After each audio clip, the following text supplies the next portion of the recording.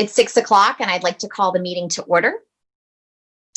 In accordance with open meeting law, please be advised that this meeting is being recorded and broadcast at a later date over the Lunenburg Public Access Channel.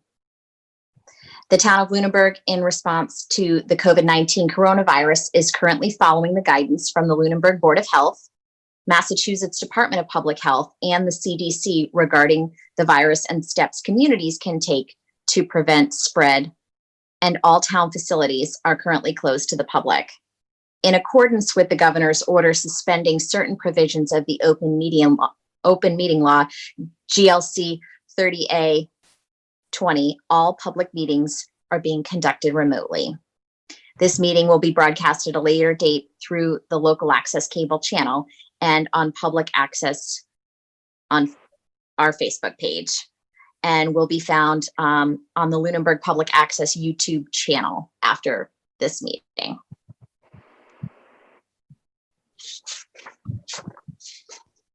The following information is, we have, Dr. Burnham, do you have your portion that you want to read? Sure. As a preliminary matter, this is Dr. Burnham, Superintendent of Schools. I will do a roll call to confirm that all members and persons anticipated on the agenda are present and can hear me. Members, when I call your name, please respond in the affirmative. Chairperson Bertrand? Yeah. Vice Chairperson Archambault? Yes. Secretary Kelly? Yes. Mr. Leitonen? Yes. Ms. Shapiro?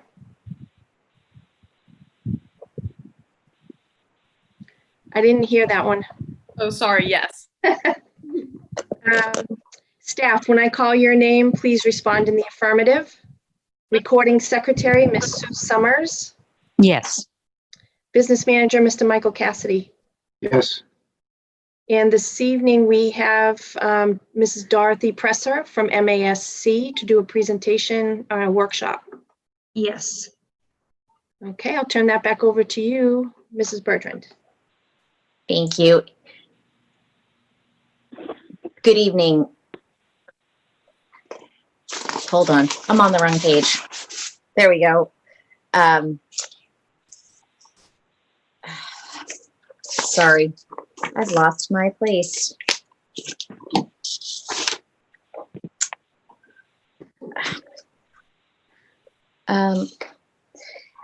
See,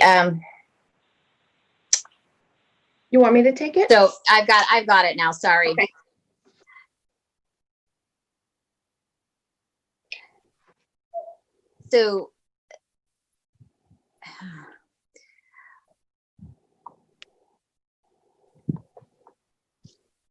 So the COVID-19 Information Center page accessed through the town manager's webpage allows public bodies to meet entirely remotely so long as reasonable public access is afforded so that public can follow along with the deliberations of the meeting.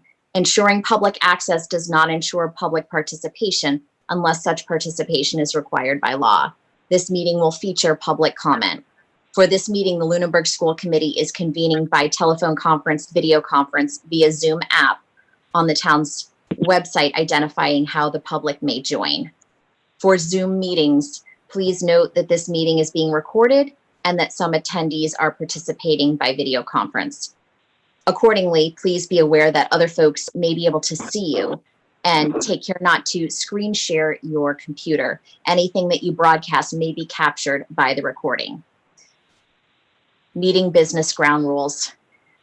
We are now turning to the first item on the agenda. Before we do so, permit me to cover some ground rules for effective and clear conduct of our business and to ensure accurate meeting minutes. I, Wendy Bertrand, the chair, will introduce each speaker on the agenda. After they conclude their remarks, the chair will go down the line of members, inviting each by name to provide any comment, questions, or motions. Please hold until your name is called. Further, please remember to mute your phone or computer when you're not speaking. For any response, please wait until the chair yields the floor to you and state your name before speaking.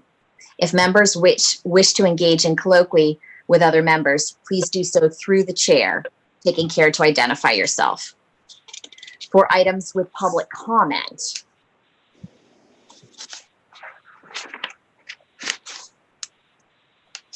after the members have spoken, the chair will afford public comment as follows. The chair will first ask members of the public who wish to speak to identify their names and addresses only. Once the chair has a list of all public commentators, I will call on each by name and afford 3 minutes for any comments. Finally, each vote taken in this meeting will be conducted by roll call vote. So that's our remote. Yeah, I'm doing well tonight. I'll move on to the chair's report. Obviously, we're in summer, but I wanted to take a moment to formally again congratulate the class of 2020. They will be graduating on Saturday, and they were able to have a chance drive-in style Monday night to watch their senior video. And Saturday looks to be beautiful weather for them. And I'm thrilled that they will all be getting to walk across the stage in their caps and gowns. So congrats again to the class. And that is the other thing I wanted to bring up was last night's Zoom meeting, which was our parent forum regarding reopening this fall, and just thrilled to see 305 participants. It's been a long time since I've seen any sort of meeting in Lunenburg at all, regardless of topic, have that kind of attendance. It was, it was a great chance, 2-hour meeting that people were able to put forward questions and concerns and get more detail on particular concerns they had. There was a great variety of questions that I think touched upon many, many topics that will be, that this fall we'll be looking at. And it's great if participants did not get their question answered last night, the superintendent did send out a follow-up email. So they will have a chance to, in giving them a chance to send in questions via email. So that's all I have for the chair's report. Next up, we have public comment for our agenda items only. So if anyone has any comment on any of our agenda items. Okay. I don't see any. I'm not seeing any. I'm looking as well. I'm not seeing any.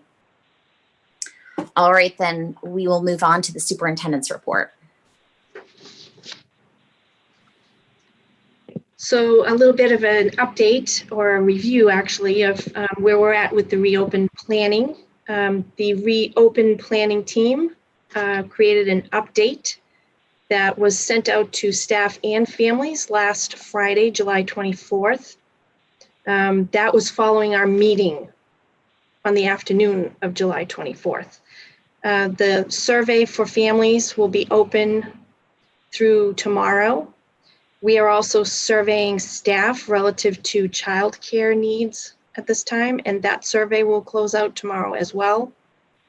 We will be creating an FAQ that we will post on the website and push out to families and staff as well. We did hold a Zoom forum last evening for parents and yesterday afternoon for staff. Both were very well attended. We are planning another meeting of the larger reopen planning team on Friday, this Friday, and we will review the feedback that we heard through the Zoom forums, through the surveys, and through emails to the fall 2020 reopen email. We intend to use the data that comes in through these various means to help us finalize our reopen plan. And the plan will be presented on August 5th at the school committee meeting. And the approved plan must be submitted to the Department of Ed for August 10th. And I too just would want to mention the class of 2020. Things went well the other evening with their senior video, drive-in movie style. All went well. And we're very, very much so looking forward to graduation this Saturday morning, 10 a.m. Hopefully it won't be too hot by 10 a.m. on Saturday. But it looks to be good weather, so we'll keep our fingers crossed. I would like to mention, though, that we will be following strict social distancing guidelines. Students are limited to 4 guests, and Mr. McGrath actually presented the plan to the Board of Health, and they signed off on his plan. So hopefully all goes well and everybody brings their mask, stays safe. And that's all I have for now. Plenty more on the Yes. horizon, though. May I interrupt as a part of the public, please? This is Joe McLaughlin. I'm sorry to interrupt your meeting. I just wanted you to be aware that public access will be streaming the graduation live on Channel 8, and it will be streamed live to our Facebook page and live to our YouTube channel. Thank you. Thank you, Joe. Thank you, Joe. That's actually great information for those that would want to tune in at home. All right, then we will move on to new business. Our first item of new business, Mr. Cassidy, we'll talk about permission to post. Yes.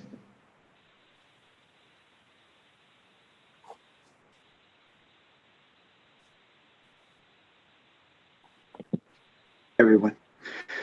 For your consideration today, in front of you are 2 positions that we are requesting to post.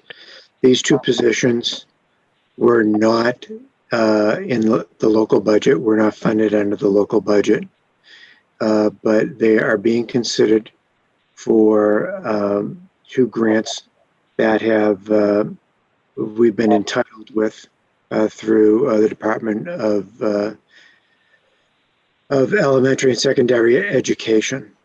So the first position for your consideration tonight, once again, this is not being funded by local money. Insurance will be paid out of the grant as well. It's a 1-year long-term sub for a nurse at Lunenburg Middle High School.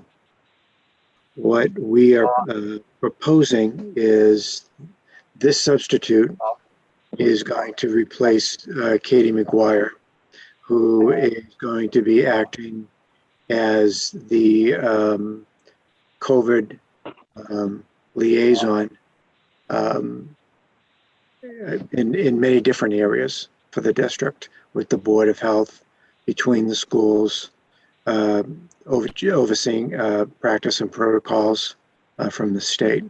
So by freeing her up, we need a replacement for her. The funding sources are coming from the COVID Relief School Reopening Grant Program. Half of the salary for the long-term sub will be paid out of this from September to December, and the elementary and secondary schools emergency relief fund will pay from January to June. So that's position number 1. Once again, a 1-year position, and all insurances and will be paid out of the grant. The second position we have an opportunity to fund is one that we have repeatedly talked about during the entire cycle, which is our part-time, well, at one point it was a full-time psychologist position, then at one point it became a part-time psychologist position. So this position was one of the last positions that we cut before the last recommended budget that was presented to you as a group that went to town meeting in June. So why do we need this position? So this is a position that is going to assist with our special education testing of students. So it's going to really address that issue and that need and assist our current psychologist that is split between Turkey Hill and the primary. So they'll be handling the testing and freeing up the time of the other psychologists to address some social and emotional needs for students that we're anticipating as students return from the closure in the springtime. So it's right now, it's a 1-year commitment. It's a part-time position. Not really sure. We're estimating that that'll be about $30,000. That was the amount that was budgeted in the preliminary budgets that we were talking about in the springtime. But it'll be completely funded by both grants again. And I'm not sure if insurance will be needed for that. But if it is, we'll certainly be paying that out of the grant. So those are the two positions that are up for your consideration right now. As we dig deeper into these grants, we may be bringing more positions forward. Remember, this is a practice. So when a new position that was never discussed in the budget cycle, when we need to post it or want to post it and find money for that position, we need to come to the school committee for your approval. So for your consideration tonight, I'm asking the school committee to consider and approve the administration posting these two positions. I'm here if you have any questions. The superintendent could also jump in. She may have some specific details on the dynamics of these positions as well. So I'll leave it back to the chairperson. I'll just add relative to the part-time school psychologist, just to provide you some additional context for the need. We already had the need. That's why the position was in prior iterations of the budget. But with the closure, we were not able to stick to the timelines for students on IEPs that were up for reevaluation. And we were also not able to execute the testing for students who had been referred for an evaluation. So there's a backlog that if we don't try to get some of that testing done this summer in the weeks ahead of school starting, we are going to have a significant backlog come September, October, because there will be new students who we're just getting to that part of the calendar year where those students would be up for their testing, but we have a backlog already.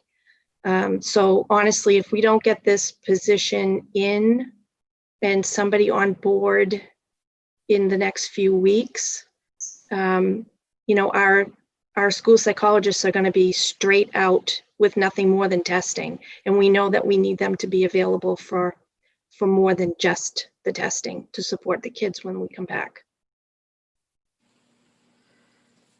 Do any members have any questions for Mr. Cassidy or Dr. Burnham regarding the postings?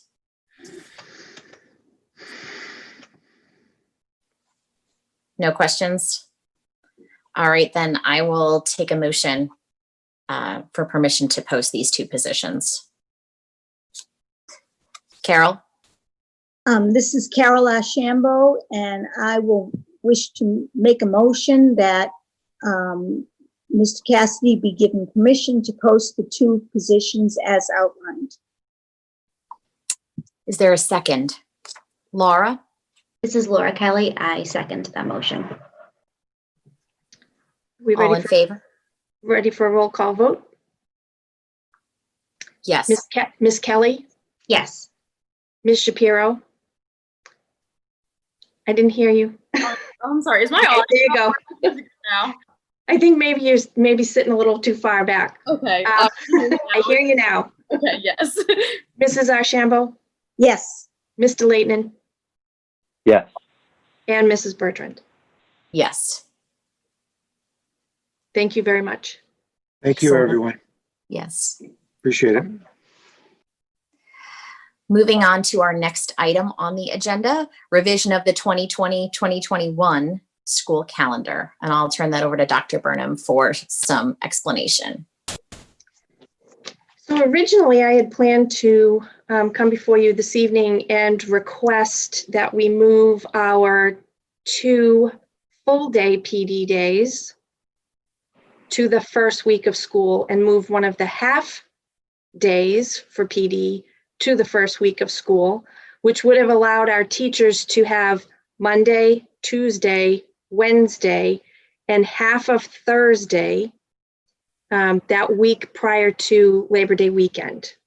The half day on Thursday, we had planned to have a kind of a softer opening, if you will, through an online platform, perhaps doing some social emotional activities to start to build a sense of community so that, when the kiddos return to the campus, they've already had a chance to chat with their teacher and see their other friends. The challenge with, coming back to school, to the campus for the first time, everybody's going to have a mask on.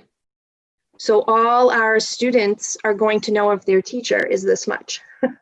And it's the same for the teacher getting to know the kids as well. So we thought that that might be a soft way into a little meet and greet and maybe some social emotional learning type activities for that half day.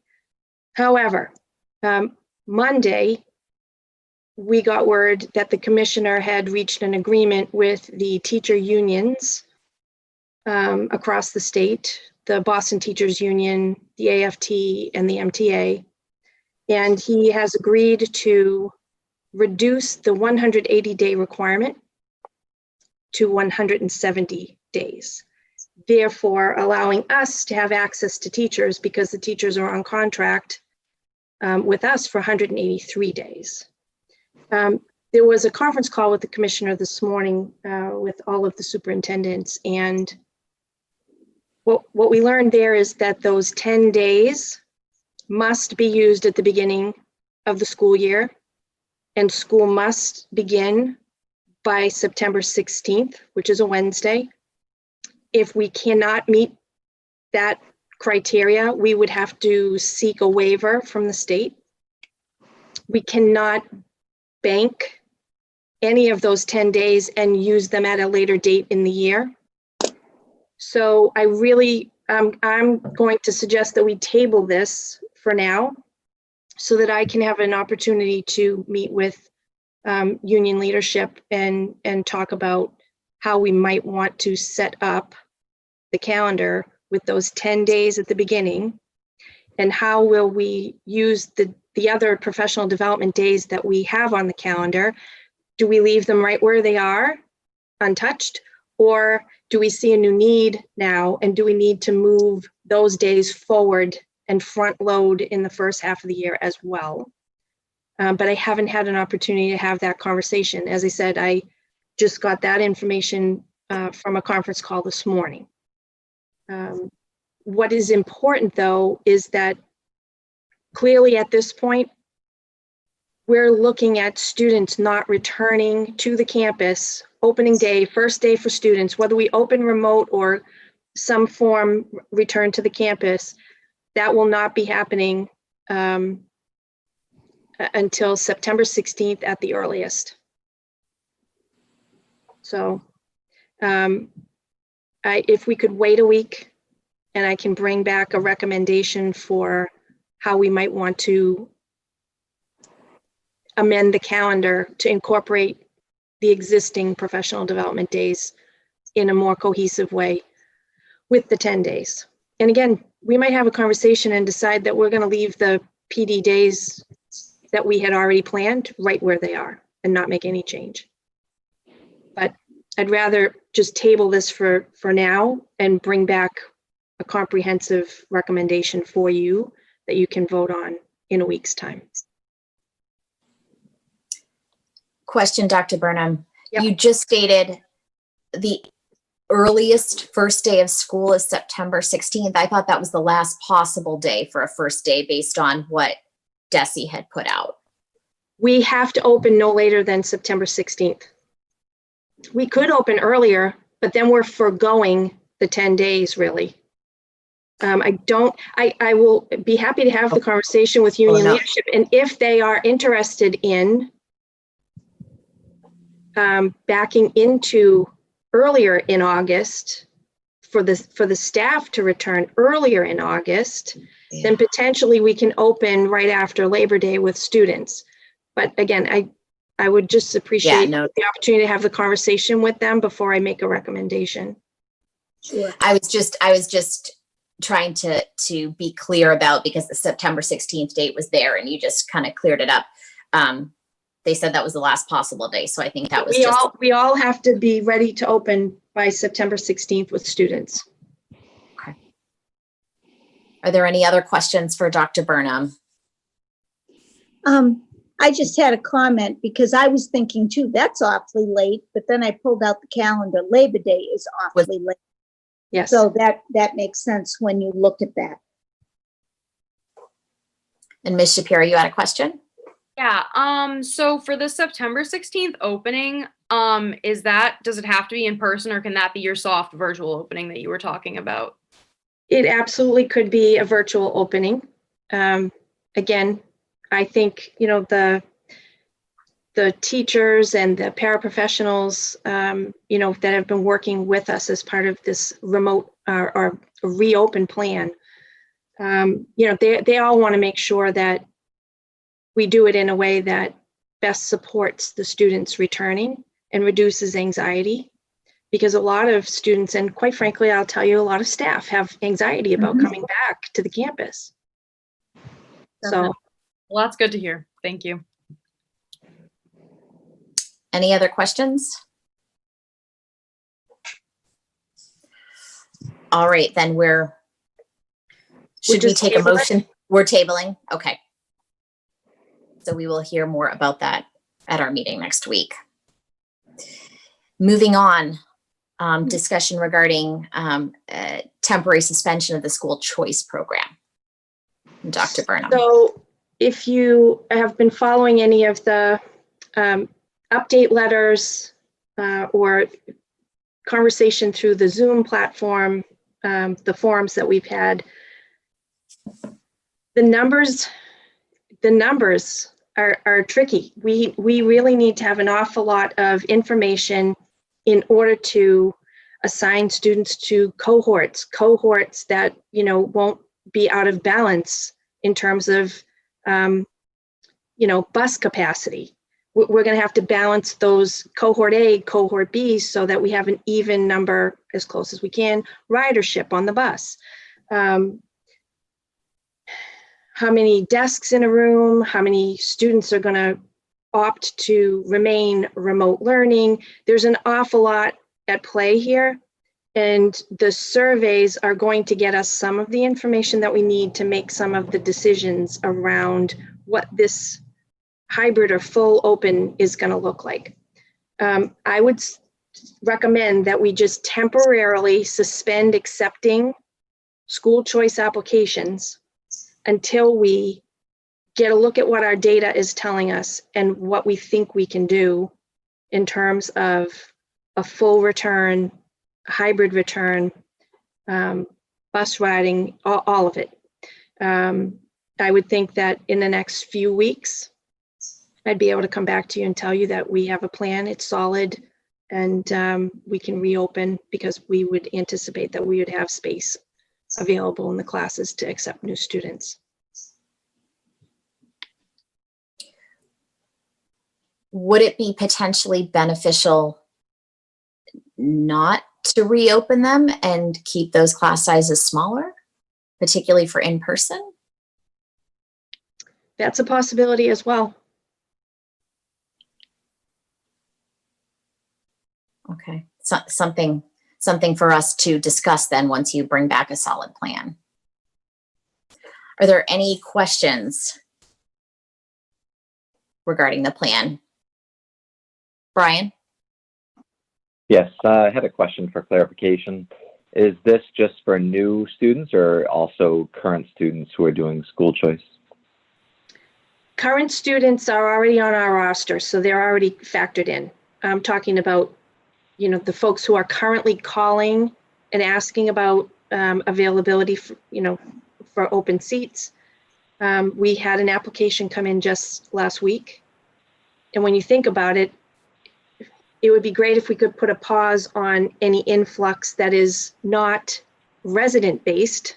It can't be helped if folks, close on a house and they're moving into town, they have to register their child, that's fine. But this would take one variable out of play for a little bit of time so that we can be more strategic with the numbers and plan around that. Thank you. Any other questions for Dr. Burnham?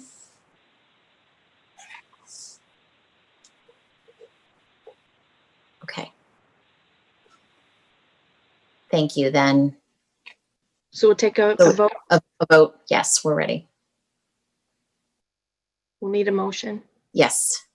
Can someone make a motion to approve temporary suspension of the school choice program? Laura? Laura Kelly, and I would like to make a motion to temporarily suspend the school choice program. Is there a second? Carol? This is Carol Ashambo, and I would second that. And we're ready. Any other discussion? Yes. Mr. Layton, you had your hand up. Yes. Was there a No, question? all set. Okay. No. So roll call, All Ms. Shapiro, Yes. Mrs. Kelly, Yes. Mrs. Ashambo, Yes, Mr. Layton, Yes. and Mrs. Bertrand. Yes. Thank you. And school committee, next item on our agenda, school committee representative for COVID MOAs. So I will tell you that the teacher union leadership has indicated that they will be looking to have an MOA for a memorandum of agreement for this upcoming year for anything that might be an adjustment from past practice and what is in the existing contract language. If we need to make adjustments to, let's say, prep time or any other number of things, we will have to impact bargain with the group. And it's possible that we may need to impact bargain with other groups as well. So it would be good to know that we have somebody that's been appointed to do that work with Mr. Cassidy and myself as the bargaining team with the different unions in the development of those MOAs. Do we have anyone who is interested on the committee in doing this? Carol? I can do it. I Carol? mean, I've been involved in the other negotiations, so I mostly know what's going on. I don't have to do it if someone else would like to, but I have a pretty good idea of what's in the contracts, and I'm available at odd times. And that's my concern as well. I thought about it, but knowing that in a couple of weeks, my availability will be significantly different and taken out all daytime hours. So that was my concern with it. And I do know that you had been, you were in other negotiations from the beginning. So anyone else? Brian, you have your hand up? I'll make a motion to nominate Carol for the position. I think it's a great you. idea, familiar face that the teachers are used to. Yes. And a second? Sophie has a second. I'm Sophie Shapiro and I second that motion. Any more discussion? Roll call. Yes. Okay. Ms. Shapiro, Mrs. Kelly, Yes. Mrs. Ashambo, Yes. Mr. Leighton, Yes. and Mrs. Bertrand. Yes. Okay, thank you very much.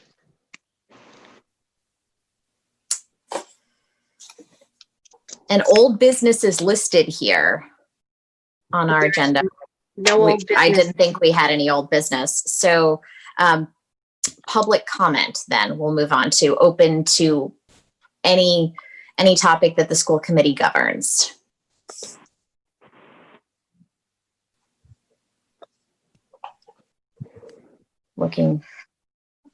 I'm looking, I don't see anything. Okay. Then we will move on to our workshop with regarding superintendent evaluation. And we'll be welcoming Ms. Dorothy Presser from the Massachusetts Association of School Committees. Thank you. I'm quite happy to be joining you tonight. And I'm seeing familiar faces, and it's nice to, I wish, obviously we all wish we could be in person doing these workshops and so forth, but we'll do the best we can. So I was asked to talk about superintendent evaluation. This is actually, I compliment you on this absolutely being the right time to be talking about it, as you're ending one cycle and beginning the next cycle, as opposed to being in the middle or closing it out and realizing that maybe there were things you didn't think about earlier in the cycle. So kudos to you for doing this, taking the time to do this tonight, particularly at such a busy time for everyone. I did send ahead a workbook for those of you who were able to print it out that goes along with my presentation. If you didn't happen to print it out, I mean, it's not a big deal. It's not a deal breaker for following what I'm doing, but it does have some resources in it, some links to other resources that you might find helpful going forward. So I will start my presentation, except that the host has disabled participant screen sharing.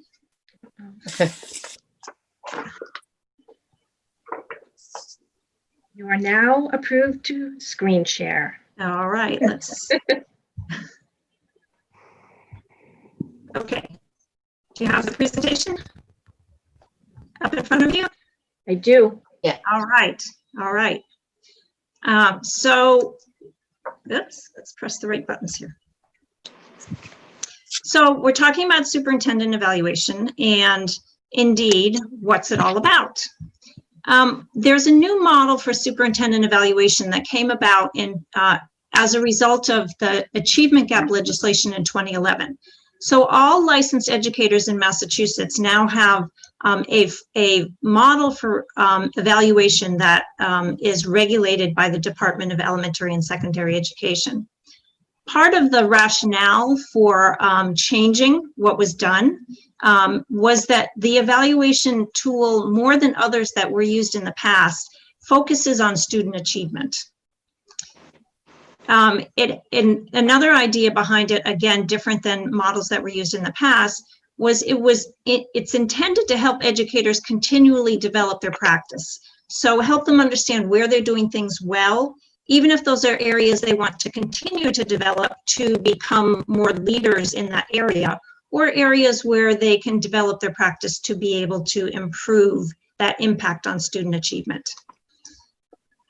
There's a standard format that is in the regulations that everyone should be using the standard format, but there is an ability to adapt that format in some areas to the local, at your local choice. And as we go through, I'll talk about where those chances to adapt occur.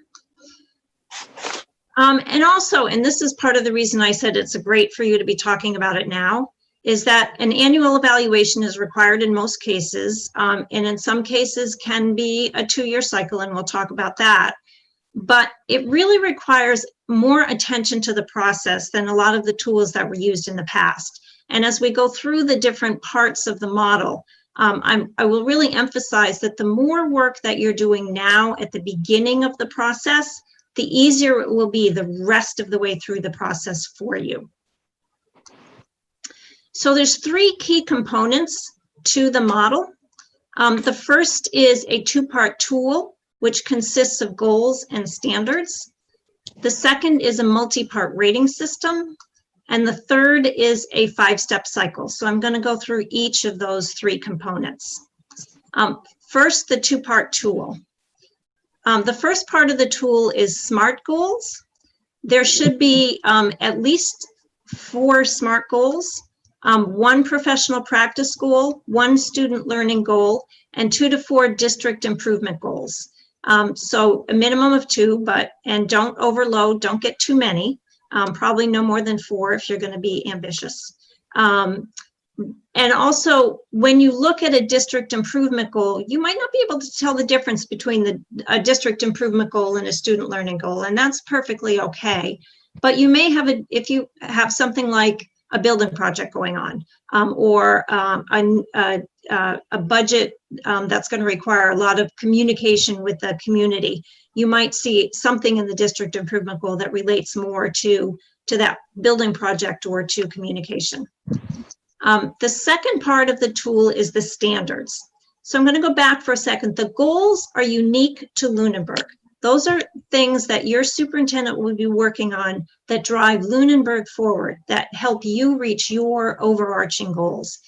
The standards are the same for every superintendent throughout the state. And there are 4 standards. They are instructional leadership, management and operations, family and community engagement, and professional culture. So just want to make a quick stop here and make sure there are no questions up until this point. Seeing none, we'll move on. So we think about, sort of take a step back. You have district goals, some sort of district improvement plan, strategic plan, district strategy, something that, that looks at the work of the entire district and the work that you're doing to move the district forward. That's the foundation. Any goals that you have in other areas, the superintendent goals, the school improvement plans, as the superintendent is working with administrators on their goals, principals working with teachers on their goals. You want to make sure that everything aligns back to those district goals. So you think of those as the foundation and what you should be looking to as you're thinking about the goals for the superintendent. And we talk also about them being SMART goals. Remember I said SMART goals in a number of areas. You may be familiar with that acronym. S is strategic, or I'm sorry, specific. M is measurable, attainable, rigorous, realistic, and results focused, and timed and tracked. SMART goals also have key actions and benchmarks. So when you're thinking about goals, and I'll talk about this a little bit more, you want to make sure that the goal actually defines what you are expecting to happen, and having some really good discussions on having those goals be SMART helps in a couple of areas. It helps make sure that everyone is looking at those goals through the same lens, has the same expectations about what's going to happen, and thinking about how does it get measured. I have a little bit of beef with the word measurable myself, because it's easy to measure if you completed some tasks, but it's a little bit harder to know if those tasks had any impact. So when you're thinking about those SMART goals and that measurable piece, you might want to give some thought to why do we have this goal? How does this goal drive things forward? And one of the questions that sometimes I suggest people think about is, how will the district be different a year from now? How will things be different a year from now if this goal is implemented? So you can actually see a change. So instead of the measurability being just, I completed a list of tasks, that it's actually, you're able to measure the impact. And if you think about that a lot at the beginning, again, it helps everyone understand what is intended by having that goal. And it also gives the superintendent a chance to think, and you, the superintendent and the committee, a chance to discuss what kind of evidence will we be able to see that helps us understand the progress on that goal. Because we all know we're not flies on the wall. all day long while the superintendent is busy doing all the work, particularly right now, that the superintendent is busy doing. So sometimes there needs to be a little bit of thought given to what is the evidence I can show the committee. That makes sense to everybody? Yes. Okay. So that was the first part of the tool, the SMART goals. And then we'll look at the second part, the standards. The standards, again, instructional leadership, management and operations, family and community engagement, and professional culture. And again, the standards are the same for all superintendents throughout the state. So it's the goals you really want to concentrate on. I might emphasize this a couple times as we go through this. It's the goals you want to concentrate on, because that's what is unique to your district, is driving your district forward. That makes sense? Mm-hmm. This is where, when I want to look at people and see that they're nodding, this is where Zoom doesn't work quite as well for me. So the standards have a structure. The standards are also referred to often as the rubric. There's the standard. Each standard is further broken down into indicators, and the indicators then have descriptors of what they look like from an unsatisfactory up to a needs improvement level. So standard 1, this is an example. Standard 1 is instructional leadership. Part of having good instruction, part of making sure that lessons are well planned and things are happening the way they should, is having a good curriculum. So what is implementing the curriculum look like at an unsatisfactory up to an exemplary level? And you have a descriptor for what that is. You don't need to take the descriptor totally literally. What you're looking for is a preponderance of where things fall, not necessarily that every last little piece of it is in place. I do also want to note that the Department of Elementary and Secondary Education considers proficient to be a high and expected level of accomplishment, and exemplary is really saved for someone who can be a leader or an exemplar for that particular indicator at a regional or a state level. Does that make sense? Yes. Okay. So that's one part of the model, the two-part tool, the standards and the goals. The second part is the rating system. So there'll be a rating on the goals, which goes from did not meet up to exceeded. There'll be a rating on the standards, which goes from unsatisfactory up to exemplary.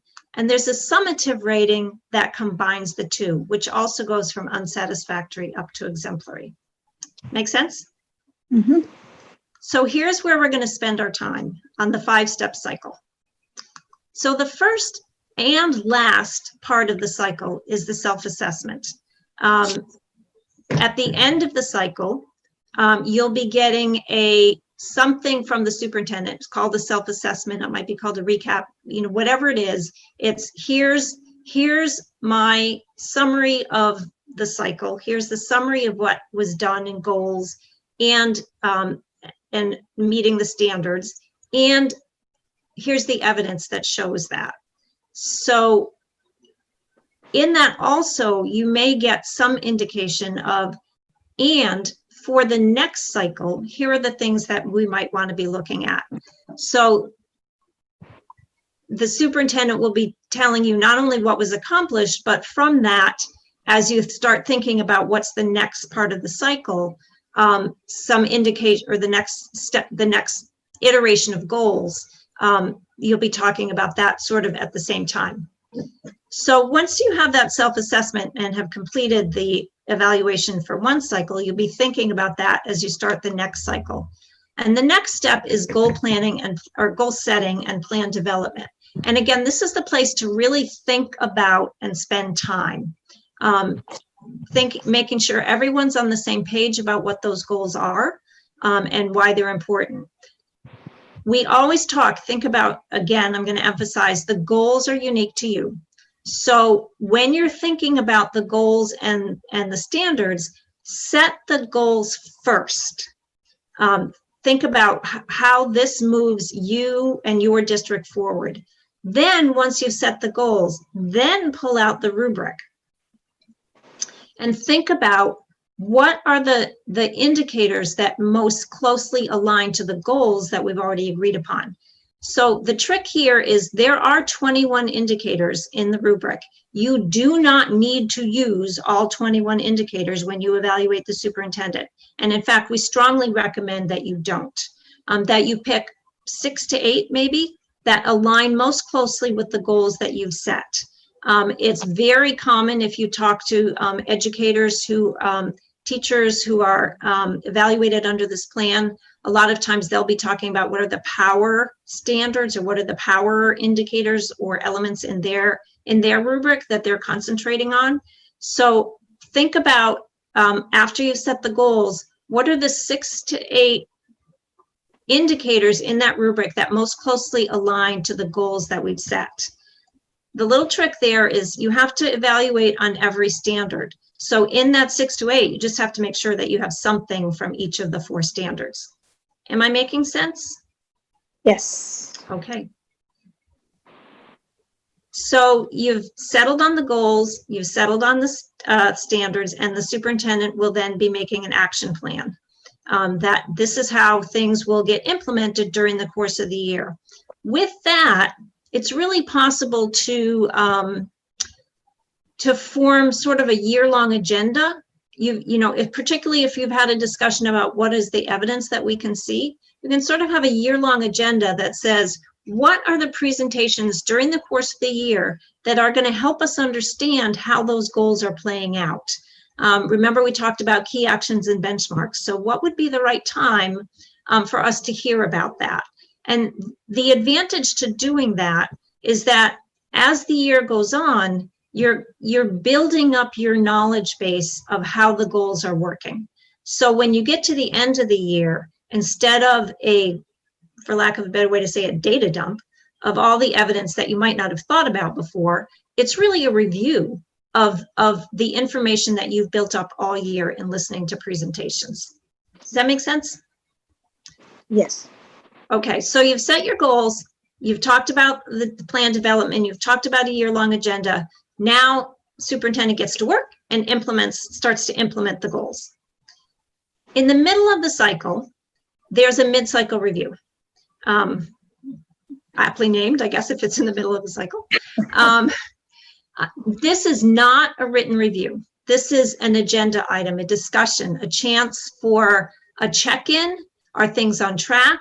Are there any adjustments to the goals that might need to be made? For example, a goal might have been the work that was going to be accomplished in a goal might have depended on a grant that ended up not coming through. So should you look at that goal and sort of reassess how much can really be accomplished in the course of the year? It's another chance to ask questions. It's another chance for a check-in on is everybody still in line with their thinking about this? And very honestly, hopefully, it's not the only time you've talked about the goals since they were set at the beginning of the cycle. Questions? Okay. So then you get to the end of the cycle and you do the final evaluation. That happens differently in different places. The most common, particularly for a 5-member committee, not 20-member committee in a regional district, generally it's the chair or a designee of the chair who's going to compile individual evaluations. When you're doing your individual evaluation, you'll have some things in front of you, and I'll talk about that in a minute. Then the chair gets all those and turns them into a composite, one evaluation. So, we often talk about the fact that the superintendent has one boss, which is the committee as a whole, so gets one evaluation, and the school committee has one employee, which is the superintendent.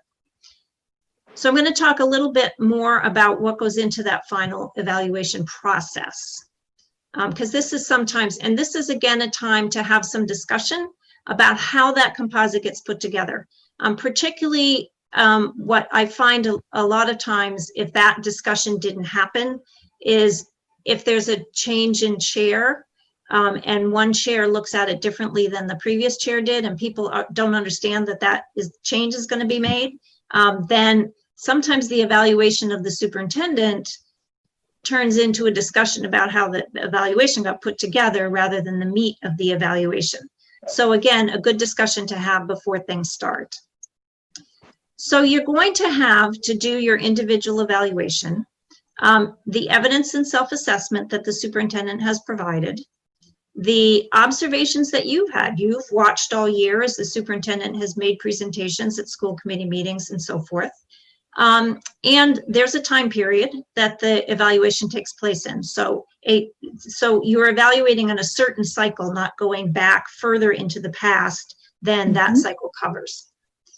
So with those things, you should be working to tie the ratings and the comments that you make in the evaluation to the evidence and the observations that you've made. This is part of, to me, one of the values of this evaluation model is when it's done well, it's a much more objective and less subjective evaluation than many models that were used in the past. Because hopefully you've been explicit on the goals and what's going to be accomplished. You've done a good job picking the standards that you're going to look at. And you've really talked about what your expectations are, and you're able then to tie your ratings and comments to the expectations that you've agreed upon. When you talk about those expectations ahead of time, part of the reason it makes it easier at the end is if everyone's looking at the goals through the same lens and has kind of the same expectations, you'll find that the committee's ratings will be much tighter and less spread out than if there are way different sets of expectations. Does that make sense? Yes. So when you are ready to do your individual evaluation, you'll have that evidence. You'll have the rubric in front of you, and you'll have a form to fill out. So, sort of like spread out on the kitchen table, you've got all this documentation to sit down and actually write out your evaluation, which then goes to the chair. And again, recommend that you talk about what that process is. Give yourselves enough time to get the information to the chair, and the chair don't give the chair like 5 hours to do the composite before the next meeting. Usually the chair likes at least a week. So make sure in that time frame you're giving yourself enough time. The other thing is that when you do, I talked about the superintendent having only one evaluation, but there are the individual ones. And the one evaluation is the official one evaluation of the superintendent. However, the individual evaluations, if anyone asks, are public documents. And the individual evaluations and the composite, in all fairness to the superintendent, should be shared with the superintendent ahead of time. We talk a lot about no surprises. So if you're going to discuss the evaluation in public and the superintendent may have a response to something in that evaluation, it's fair for the superintendent to see that ahead of time. There's another little twist here that the Supreme Judicial Court put into things regarding the open meeting law and deliberation. My boss says that the Supreme Judicial Court out-AG'd the AG on the open meeting law in this decision, because you know how strict sometimes the open meeting law is. When very often, or most often, the composite evaluation gets put in the packet for the school committee, so everyone has a chance to read it ahead of the meeting. So the Supreme Judicial Court said, you know what? When the committee sees that evaluation, they're seeing the opinions of their fellow members in that composite. That's deliberation. So the composite evaluation needs to be made available to the public at the same time it's made available to the school committee. Does that make sense? Yeah. So if you're putting it, if you're posting the packet for your meeting on your website, you're covered. There's nothing else you need to do. If you don't put that, if you don't put the packet on the website along with posting the meeting agenda, just make a note on the meeting agenda that the composite evaluation is available in the superintendent's office for anyone who's interested. That make sense? Yes. Okay. Carol, I'm glad you're there cheering me on here. Okay. So have I covered everything about the process? People feel like they have an understanding of the process at this point. What questions do you have? I have a question, Dorothy. Sure. Under your observations. Yeah. Is that, are they strictly related to the goals? And the standards. So what a lot of times people say, well, what if something comes up that's not in the goals, right?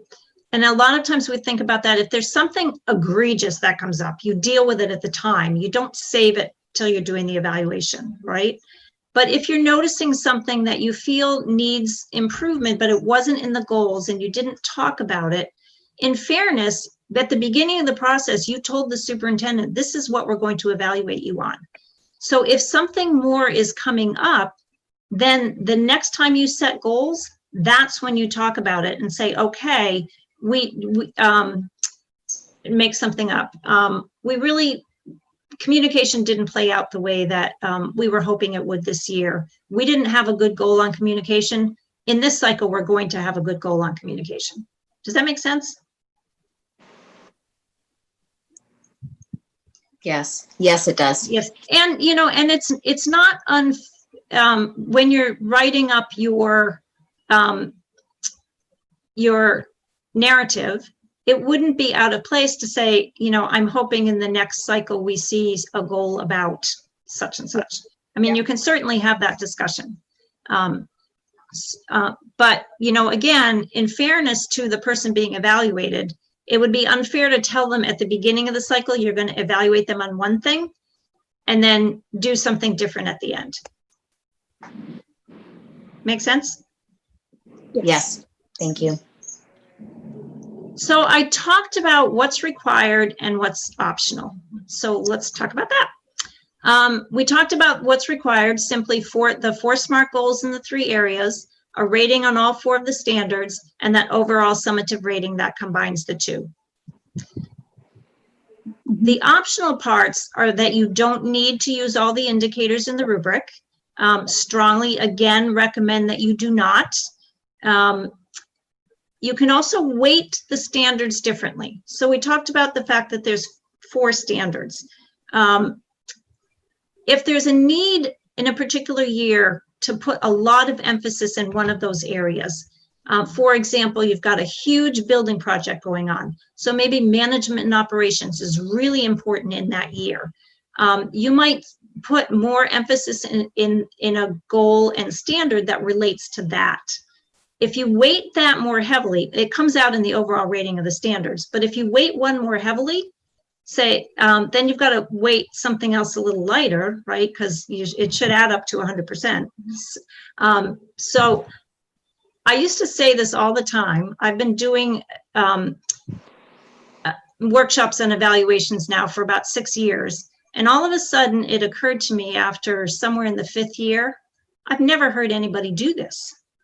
I talk about it all the time, and I've never heard anybody take advantage of it. I did find one committee that said, oh, we did that. But I can't tell you how many people I've talked to about evaluation, and that's the only time I've ever heard. So it's an option that's open to you. It's not an option that people tend to be using. The timing of the cycle is also up to the committee and the superintendent. I think your cycle is actually, you've tied it to the goal setting cycle for the rest of the district. So it's essentially tied to the school year. Is that correct? Yes. Yes. And as this model has been in effect, more and more districts and committees are moving to that time cycle. It makes sense. If all the goals are supposed to be aligned, you set all the goals around the same time. Very often, particularly in towns, the cycle used to coincide with the election cycle. So you might be evaluating the superintendent in March, where they only had 3/4 of a year to accomplish their goals, to do it before the election.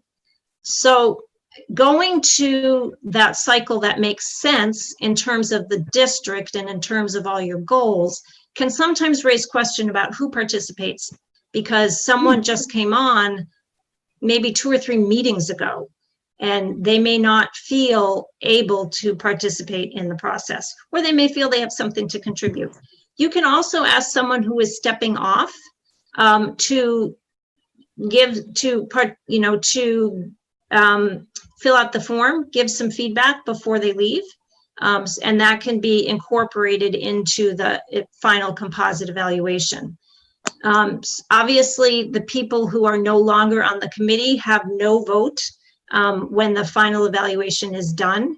And the people at the table, even if they're new, have a vote. They can choose to abstain and say, I don't really know enough to participate.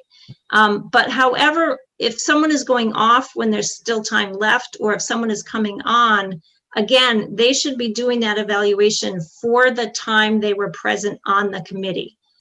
If someone comes on the committee a couple months before the evaluation, their evaluation should really reflect the time they were a school committee member, not things that happened that they observed before they were a member. Does that make sense? Yes.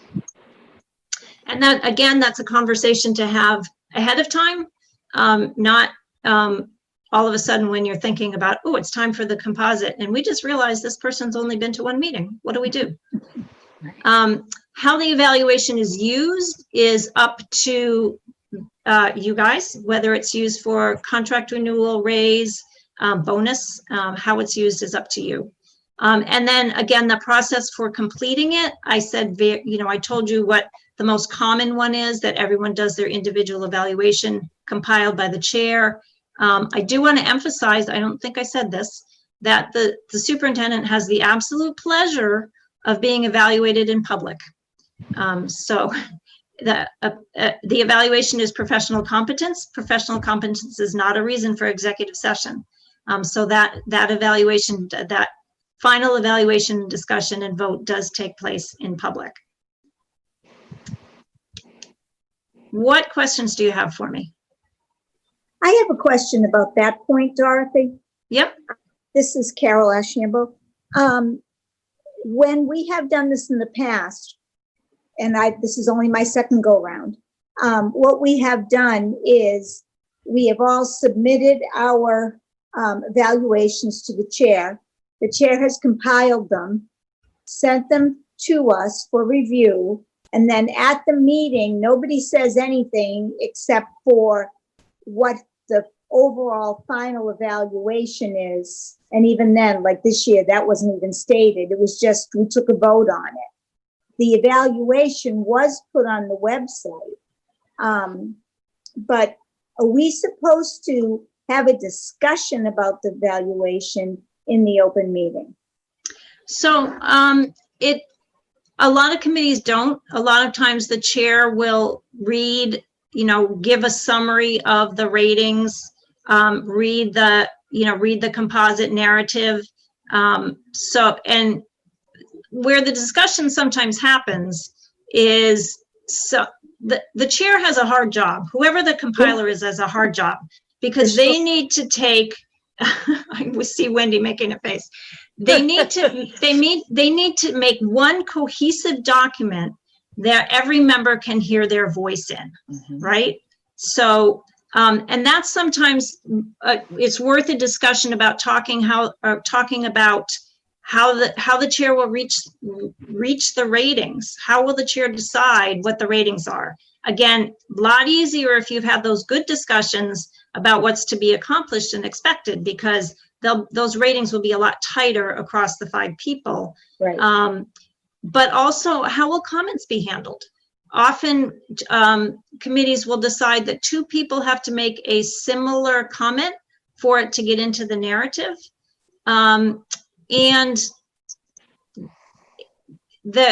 So if someone is sort of an outlier, sort of an outlier comment, either way positive or way negative than the other people on the committee, when that composite is on the table, being discussed at the table, that member has the opportunity to say, I would really like to see this in the narrative, and try to make a case for the fellow committee members. So a lot of times it's not discussed very much. It's usually, again, if the chair is able to do that phenomenal job of letting everyone hear their voice, and has a composite that is reflective of what the what the committee members feel is appropriate, then there's not a huge discussion. I mean, it's a discussion item on the agenda, but that doesn't necessarily mean it gets a lot of discussion. Does that make sense? Yes. Yes. Thank you. Dorothy, I have a question. Sure. How many times during the year is this typically on the agenda for discussion when you're talking about having discussion about this? So, you're going to have it on at least 3 times, right? One when you set the goals, one when you do the mid-cycle review, and one when you do the final assessment.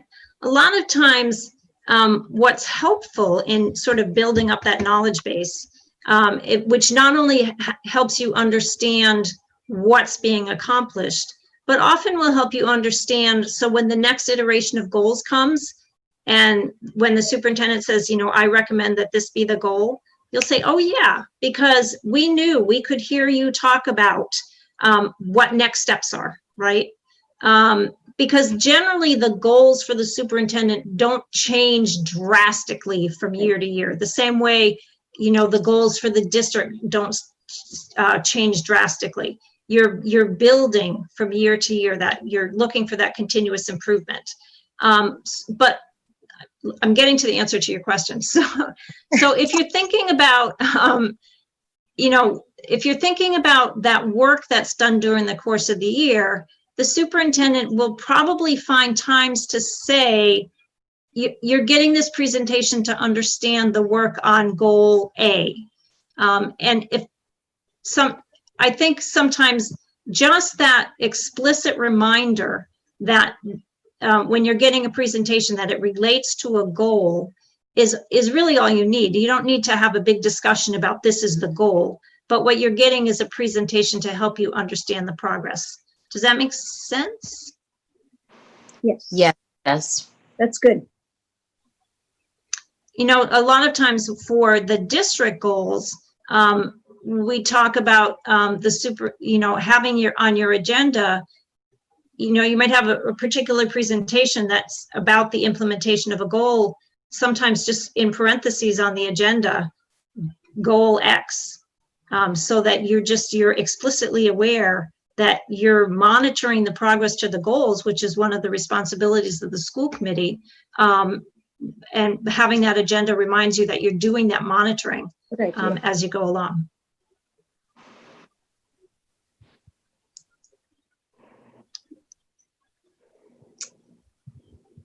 What else? That's pretty good.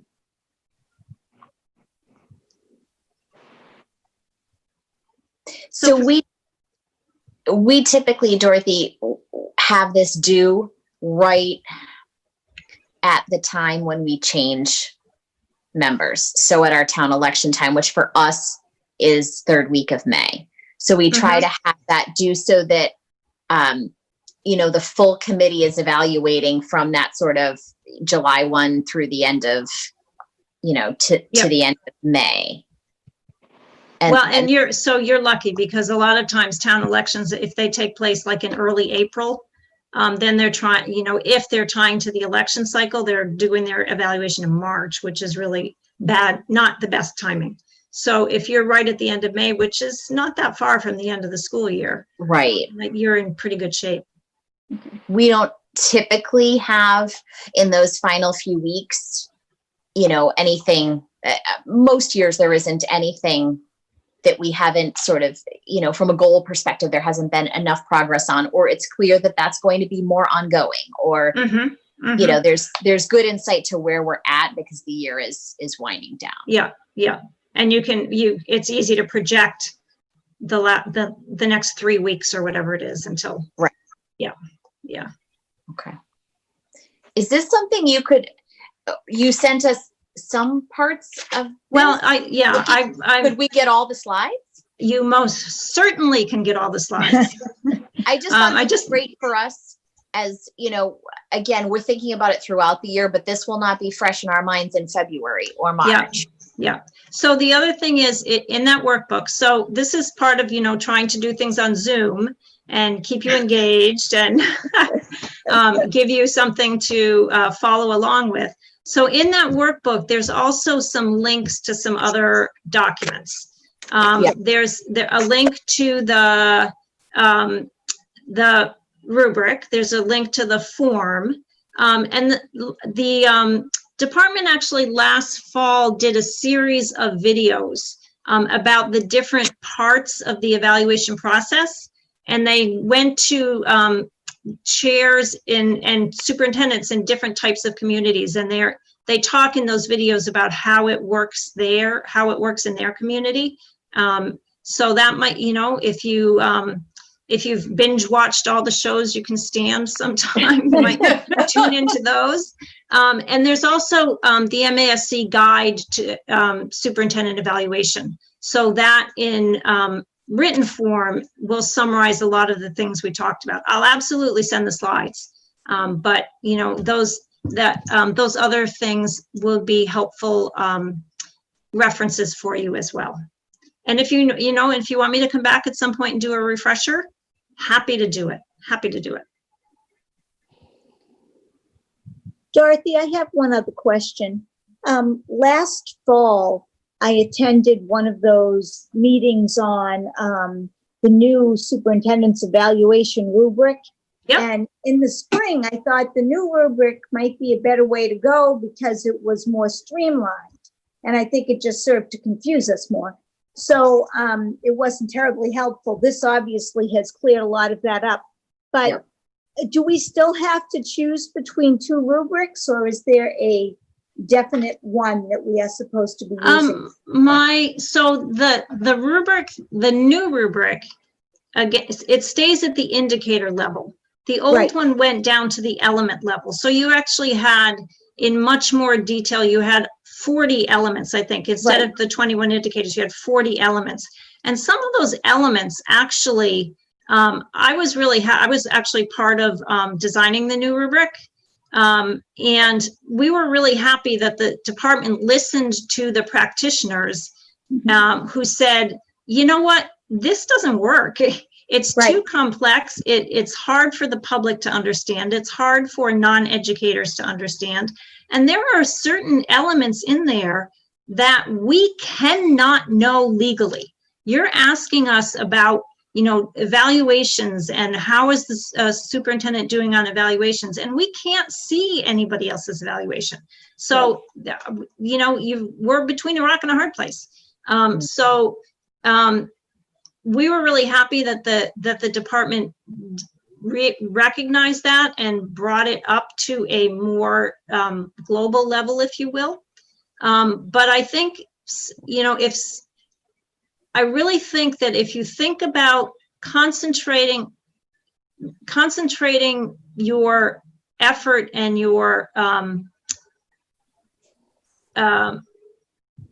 not sure I'm sort of losing the word I want. So your effort and your emphasis on the goals as opposed to the standards. Again, you know, that's Lunenburg, right? That's what is going to drive you forward. And you have to evaluate on the standards, but really it's the goals, I think, that you want to spend your time emphasizing. And that's why we also talk about when you're picking those different indicators, be looking at what what are the indicators that tie to the goals. The superintendent shouldn't have to provide you with a whole set of evidence on the goals and then a whole set of evidence on the indicators. They should mesh together. Brian, did you have a question? You look like you might have raised your hand. I'm not sure. Yes, I did. I had a question about the indicators. So you'd mentioned, really, I guess, would we identify 6 to 8 indicators at a meeting following the goals presented by the superintendent, maybe before the mid-year cycle review? Yeah, I mean, you should pick the goals and you should set the goals first and then do the indicators, but that should all be done at once. That should all be done as you're setting up the year. So, and very often in my experience, very often the superintendent's going to recommend goals that you'll then talk about and you might tweak or you might accept. And we'll also recommend, these are the indicators that I believe most closely tie to my work. Does that make sense? Thank you. Yes. Yeah. Yes.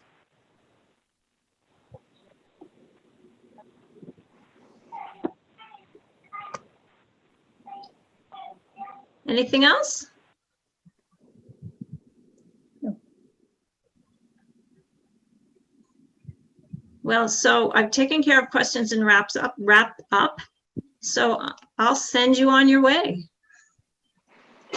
And if you have any questions, please feel free to be in touch. I think I'll be back with you guys next month sometime, right? To August 19th, you're Yep. you're with us again. Well, I will look forward to it. Great. Thank you All right. so much. You're very, very welcome. And do you want to wait potentially and will you send these slides separately and then after the August meeting, anything from that, or do you want to wait? I will send these slides tomorrow. Awesome. Thank you. Okay, you're very welcome. So I will say good night. Yep. Good night, Thank you. Dorothy. Thank Thanks, you. Dorothy. Thank you. Yep.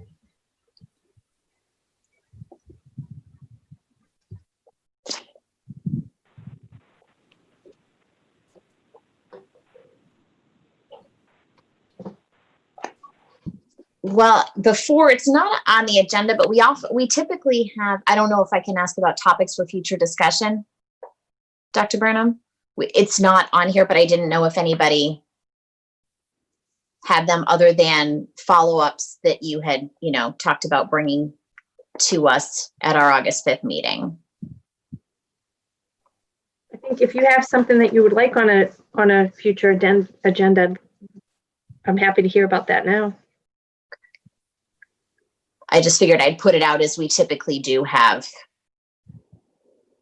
that. Okay. Brian. This is Brian. I was just going to add, just if there's any subcommittee meetings, we could add TC Passios and athletic advisory to updates.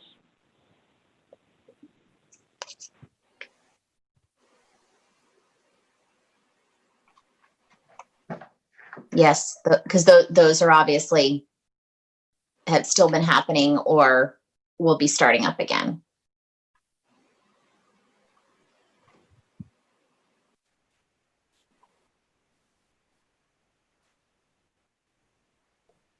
Okay, so I've made a notation. We'll add that to the next Yes. agenda. We'll go back to our typical format. Excellent. Well, thank you then. Was that helpful?